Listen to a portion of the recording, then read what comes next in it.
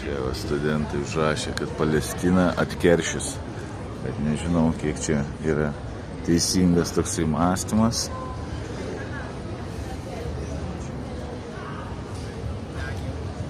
Nu čia turbūt leidžia išsireikšti, kadangi studentai, jaunimas, kiekvienas turi savo nuomonę ir norint suformuoti žmogų su nuomonė, reikia leisti jam laisvai kalbėti, ar ne?